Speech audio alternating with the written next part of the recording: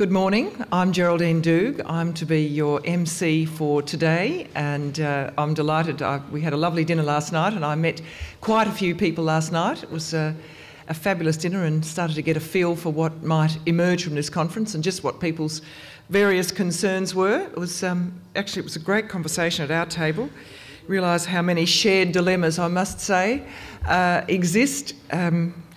We didn't even get to cricket either, not much, but we certainly got to work-life balance, and we got to frustrations with government, and we got to things that we could do without government, and foreign currency. Anyway, we did the lot. It was the full catastrophe, and it was a great night, and I do hope that you enjoyed yourselves. So welcome to this Australia-India Skills Conference, and a big welcome in particular to the very large Indian delegation led by Ms. Dilip Chenoy, who's CEO of the National Skills Development Corporation.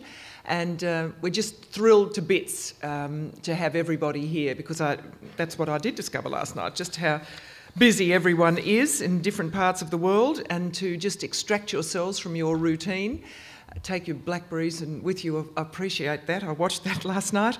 But to have you all here is just a real thrill. I really want to convey that. So what I would like to do is to now invite Barry McGuire. We have a lovely tradition in this country of welcome to country to start our formal occasions from one of the Indigenous members of our community, and so I'm going to welcome Barry McGuire to do a welcome to country, and I'll let him take it from here. Thank you.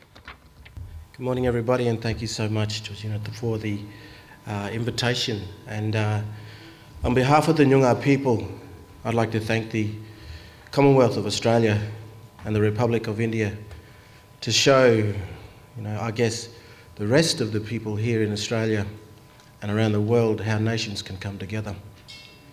It has always been very important for Aboriginal people to come together, and I'd like to share a little bit about this part of the country and a little bit about my people, the first people of this Wajok country. In the vicinity, as you look through the windows here, over where the cars actually park now, as a child I used to come down here and visit with my great-grandparents, visit with the extended families, and the old people used to live in humpies and camps just over there. And we used to walk through this part here before this building was, and this would have been only back in the 80s, early 80s, late 70s. Just outside the ABC here is a water hole. It's now turned into a fountain, and we used to gather water for my old people. We used to gather it together as young people, so that our old people can have fresh water. It is still there, and it's done into a very nice fountain, and we call that Kilang Menang Galshba. It's where the water comes from underneath, and it's an endless supply. There's another thing about our community. Just over the other side of the railway line, closer towards the east, the North Bridge campus of the Institute, Noongar people used to come, and they used to gather. Many nations of Noongar used to travel in here in a duration of time within 4 full moons. Men used to run a message stick, an invitation in that time, and bring people back. And they gathered together to share in an education and understanding of our land.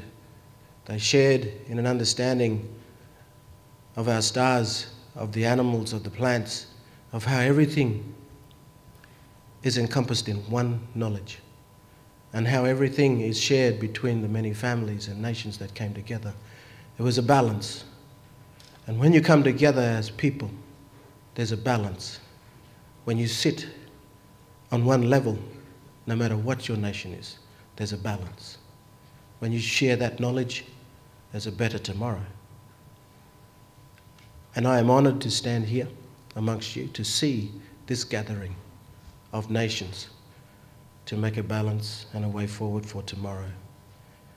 And I ask upon my old people to come and be a part of this gathering, because my old people still exist in the spirit world, in our culture. And when we speak our language, they do come. So I'd like to share with you in my language.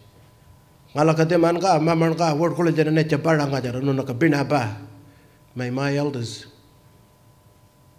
come and hold your lights. Palapa tukuna jara nonoka wa. Palapa baranga jara walbara jara nonoka. Nonoka nyene jara neja. Nonoka wordgula jara nokot wona jara neja. So as you sleep here and as you walk, as you gather, may they heal you and keep you safe. Buruwa nonoka wordgula jara nonoka maya ma. And as you go later on to the places of your homes, palapa kian ba baranga jara tukuna jara nonoka. May they hold you and walk together as one until you get home safely. I'd also like to share a song in my old people, and this song was sung before gatherings. And I hope that this song resonates through the gathering of this good gathering of a way forward. So my old people used to sing this upon King's Park, and they used to make this happen so that when ceremonies happen, it was balanced. So I hope that this song helps the balance in this gathering of nations.